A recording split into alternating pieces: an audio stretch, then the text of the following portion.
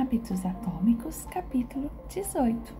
Vamos aprender táticas avançadas, como deixar de ser apenas bom e ser realmente fantástico. Vamos ver a verdade sobre o talento, quando os genes importam. Muitas pessoas conhecem Michael Phelps, mundialmente considerado um dos maiores atletas da história.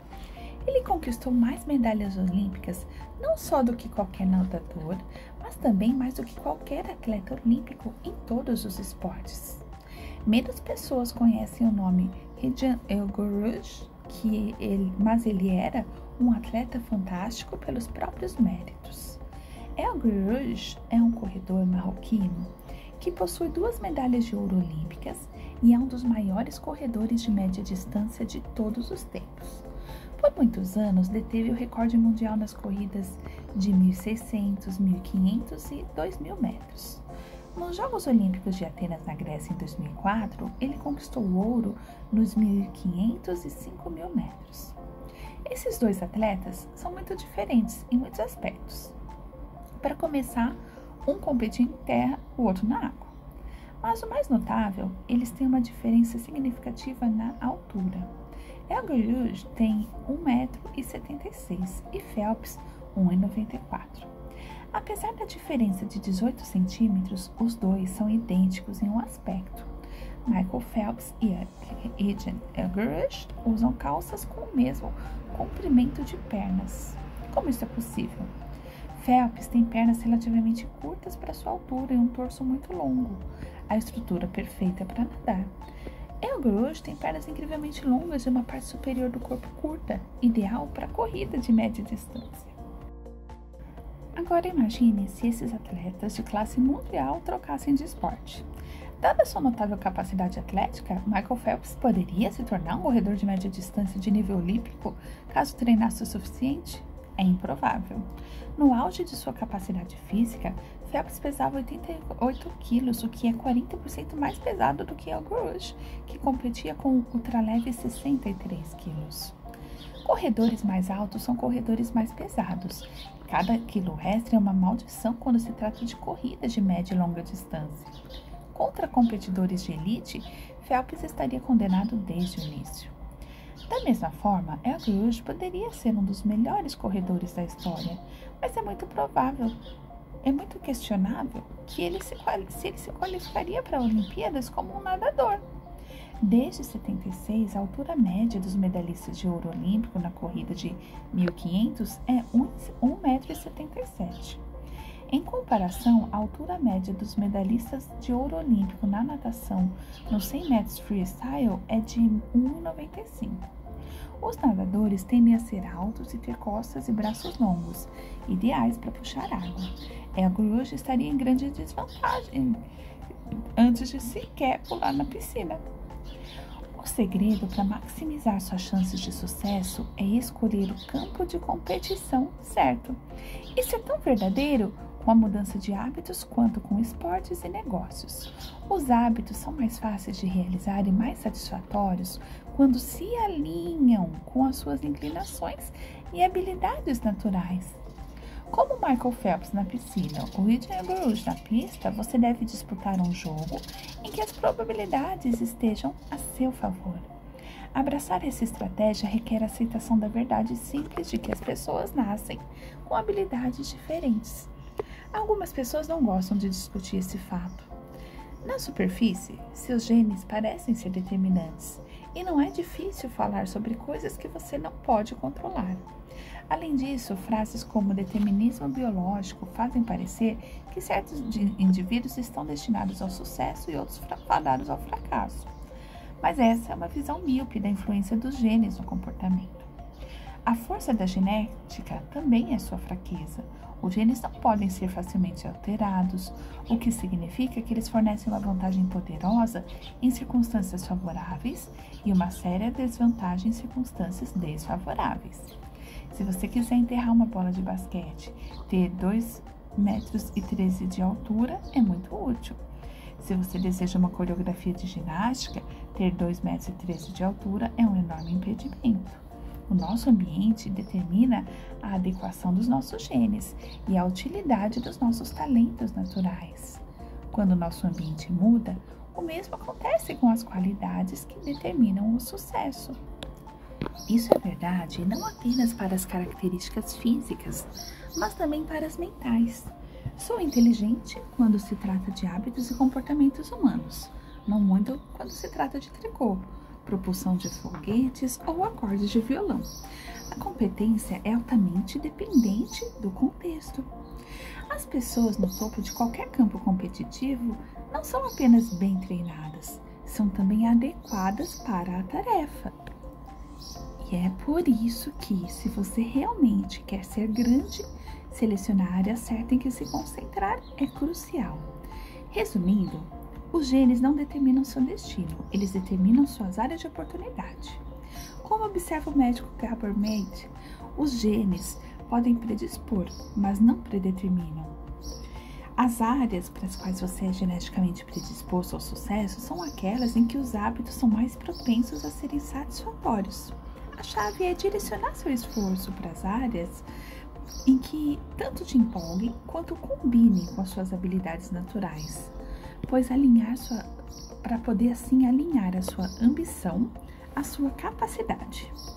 A pergunta óbvia é: como eu descubro onde as probabilidades estão a meu favor? Como identifico as oportunidades e hábitos certos para mim? O primeiro lugar para procurar uma resposta é entender a sua personalidade. Como a sua personalidade influencia seus hábitos. Seus genes operam nos bastidores de todos os hábitos, na verdade, por trás de cada comportamento. Demonstrou-se que os genes influenciam tudo, desde o número de horas que você passa assistindo a televisão, sua probabilidade de se casar ou se divorciar, até sua tendência de ficar dependente de drogas, álcool ou nicotina.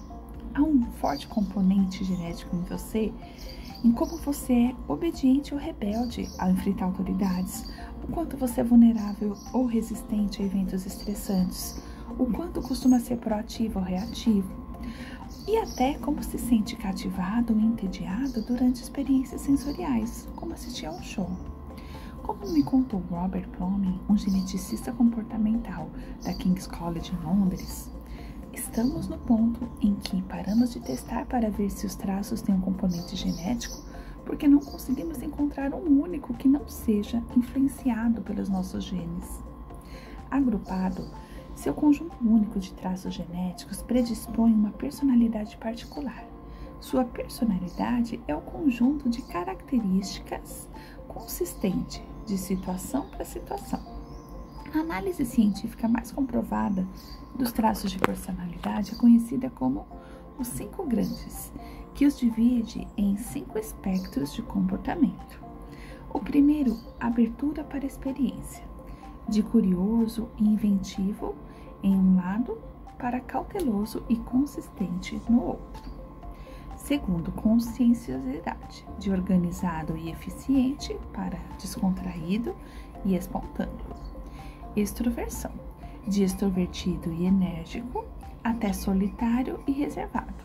Você provavelmente conhece como extrovertido versus introvertido, certo? Afabilidade, de amigável e compassível a desafiador e desapegado. E neuroticismo, de ansioso e sensível a confiante, calmo e estável. Todos os 5 traços de personalidade têm bases biológicas. A extroversão, por exemplo, pode ser rastreada desde o nascimento. Quando os cientistas fazem um barulho alto no berçário, alguns bebês se voltam para o ruído enquanto outros se afastam.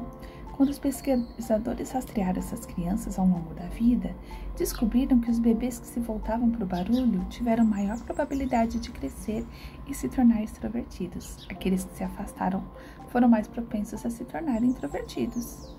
As pessoas com alta afabilidade são gentis, atenciosas e calorosas. Elas também tendem a ter níveis naturalmente mais altos de ocitocina, um hormônio que desempenha um papel importante na ligação social, aumenta o sentimento de confiança e atua como antidepressivo natural.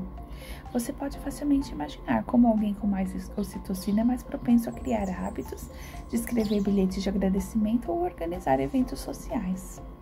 Como terceiro exemplo, considere o neuroticismo, que é um traço de personalidade que todas as pessoas possuem em vários graus. As pessoas com alto neuroticismo tendem a ser ansiosas e se preocupar mais do que outras.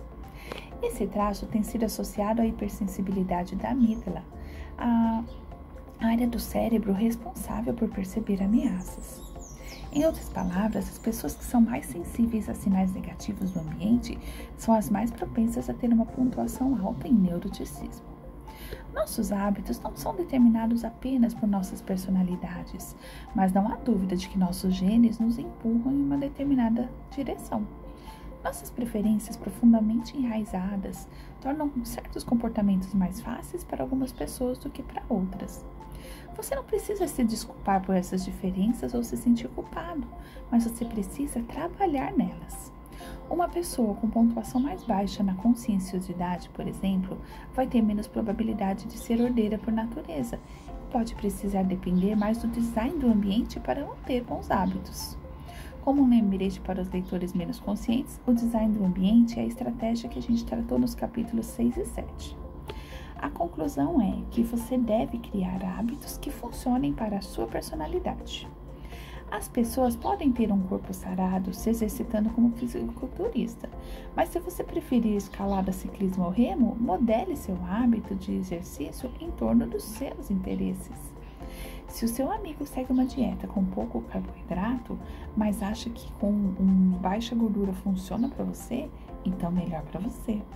Se você quiser ler mais, não se sinta envergonhado de preferir romances e não ficção. Leia o que mais te atrai. Você não precisa criar hábitos que todos falam para você criar. Escolha o hábito que melhor lhe convier, não o mais popular. Existe uma versão de cada hábito que pode lhe proporcionar alegria e satisfação. Encontre-a. Os hábitos precisam ser agradáveis se você quiser que eles durem.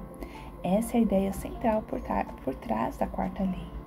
Adaptar seus hábitos à sua personalidade é um bom começo, mas esse não é o fim da história. Vamos voltar nossa atenção para encontrar e projetar situações em que você tenha uma vantagem natural. Como encontrar um jogo em que as probabilidades estejam a seu favor. Aprender um jogo em que as probabilidades estejam a seu favor é fundamental para manter a motivação e se sentir bem-sucedido. Na teoria, você pode desfrutar de quase tudo. Na prática, é mais provável que aproveite as coisas que são mais fáceis para você. Pessoas talentosas em uma determinada área podem ser mais competentes nessa tarefa e costumam ser elogiadas por fazer um bom trabalho. Elas se sentem energizadas porque estão progredindo onde outros falharam e porque são recompensadas com melhores salários e maiores oportunidades, o que não só as torna mais felizes, mas também as impulsiona a produzir um trabalho de qualidade ainda maior. É um ciclo virtuoso. Escolha o hábito certo e o progresso é fácil. Escolha o hábito errado e a vida será uma luta. Então, como escolher o hábito certo? O primeiro passo é algo que a gente abordou lá na terceira lei. Torne-o fácil. Em muitos casos, quando as pessoas escolhem o hábito errado, isso significa simplesmente escolher um hábito muito difícil. Quando um hábito é fácil, é mais provável ter sucesso. Quando é bem sucedido, é mais provável que se sinta satisfeito. No entanto, existe outro nível a considerar. Em longo prazo, se continuar avançando e melhorando, qualquer área pode se tornar um desafio. Em algum momento, você precisa ter certeza de que está no jogo certo para o seu conjunto de habilidades. Mas como você descobre isso? A abordagem mais comum é tentativa e erro. Claro, há um problema com essa estratégia. A vida é curta. Não há tempo para experimentar todas as carreiras, namorar todos os solteiros, tocar todos os instrumentos musicais. Felizmente, há uma maneira eficaz de gerenciar esse enigma. Ele é conhecido como paradoxo, exploração e extração. No início de uma nova atividade, você precisa de um período de exploração. Por exemplo, nos relacionamentos se chama de namoro, na faculdade, graduação, nos negócios, teste de divisão. O objetivo é testar muitas possibilidades, pesquisar uma ampla gama de ideias e lançar uma ampla rede. Após o período inicial de exploração, muda o foco para a melhor solução encontrada, mas continua experimentando de vez em quando. O equilíbrio adequado depende se está ganhando ou perdendo. Se estiver ganhando, você extrai. Se estiver perdendo, continua explorando. A longo prazo, é provavelmente mais eficaz trabalhar na estratégia que parece oferecer os melhores resultados em cerca de 80 a 90% do tempo e continuar explorando nos 10 a 20% restantes. O Google pede aos funcionários que gastem 80% da jornada semanal em seu trabalho oficial e 20% em projetos de sua escolha. Isso levou à criação de produtos de grande sucesso, como o Google AdWords e o Gmail. A abordagem ideal também depende de quanto tempo você tem. Se tem muito tempo, como alguém em início de carreira, faz mais sentido explorar, porque depois de encontrar a coisa certa, você ainda tem tempo para extrair o máximo possível. Se está pressionado pelo tempo, digamos ao chegar no prazo para um projeto, você deve implementar a melhor solução que encontrou até agora e obter alguns resultados. À medida que explora opções diferentes, há uma série de perguntas que pode fazer a si mesmo para restringir continuamente os hábitos e as áreas que vão ser mais satisfatórias para você. Então vamos lá. O que é divertido para mim, mas representa trabalho para os outros?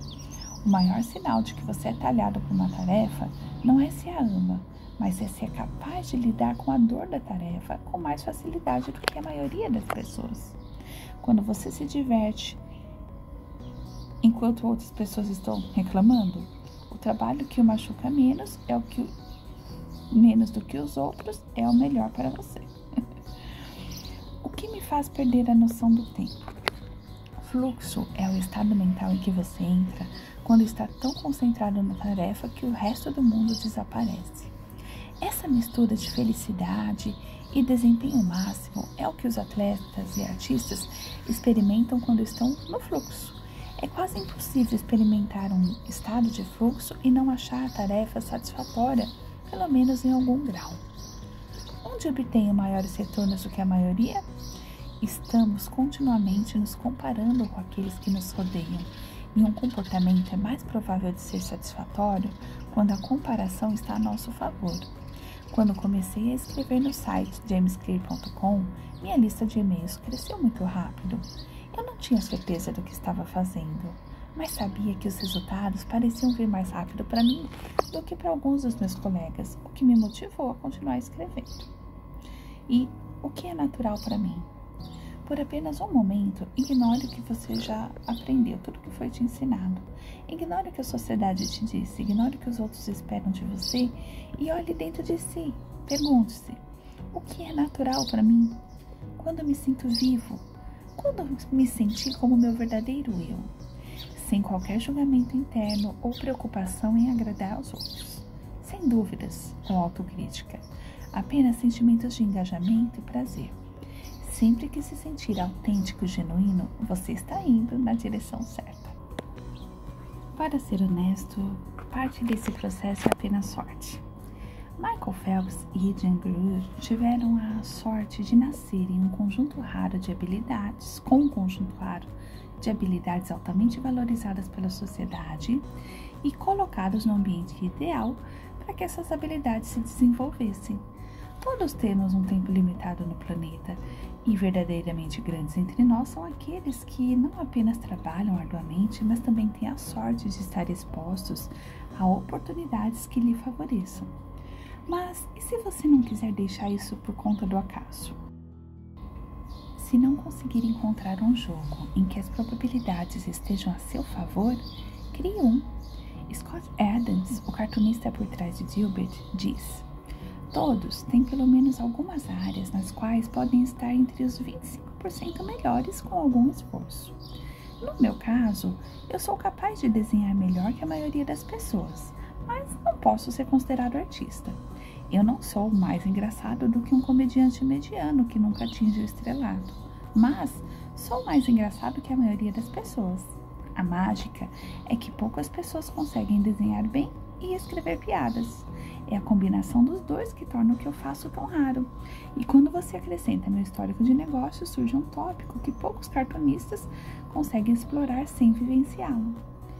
Então, quando você não consegue vencer sendo melhor, você pode vencer sendo diferente. Combinando as suas habilidades, você reduz o nível de concorrência, o que torna mais fácil se destacar. É possível superar a necessidade de uma vantagem genética ou anos de prática, reescrevendo as regras. Um bom jogador trabalha arduamente para ganhar o jogo que todo mundo está jogando. Um grande jogador cria um novo jogo que favoreça suas forças e evite suas fraquezas. Na faculdade, projetei minha própria biomecânica, que era uma combinação de física, química, biologia e anatomia. Eu não era inteligente o suficiente para me destacar entre os melhores físicos ou biólogos, então criei meu próprio jogo. E como me convinha, eu estava apenas fazendo os cursos que me interessavam. Estudar parecia menos trabalhoso. Também era mais fácil evitar a armadilha de me comparar com todos os outros. Afinal, ninguém mais estava fazendo a mesma combinação de matérias, então quem seria capaz de avaliar se eles eram melhores ou piores? A especialização é uma maneira poderosa de superar o acidente da genética ruim. Quanto mais você dominar uma habilidade específica, mais difícil será para os outros competirem com você. Muitos fisiculturistas são mais fortes do que a média dos lutadores de queda de braço, mas mesmo um enorme fisiculturista pode perder na queda de braço, porque o campeão de queda de braço tem uma força muito específica. Mesmo que não seja o mais talentoso, muitas vezes você pode vencer sendo o melhor em uma categoria muito restrita. A água fervente amacia uma batata, mas endurece o ovo. É impossível ter controle do fato de ser uma batata ou um ovo, mas você pode decidir disputar em um jogo em que o melhor é ser duro ou ser mole. Se conseguir encontrar um ambiente mais favorável, você vai poder transformar a situação de uma em que as probabilidades estejam contra você em uma situação em que elas estejam a seu favor. Então, em resumo, vamos ver como tirar o máximo proveito dos seus genes. Nossos genes não eliminam a necessidade de trabalho árduo, eles a esclarecem. Eles nos dizem em que trabalhar arduamente. Uma vez que percebemos nossos pontos fortes, sabemos em que gastar nosso tempo e energia. Sabemos quais tipos de oportunidades procurar, quais tipos de desafios evitar. Quanto melhor entendemos a nossa natureza, melhor será a estratégia. As diferenças biológicas são importantes. Mesmo assim, é mais produtivo focar se está atingindo seu próprio potencial do que se comparar a outra pessoa.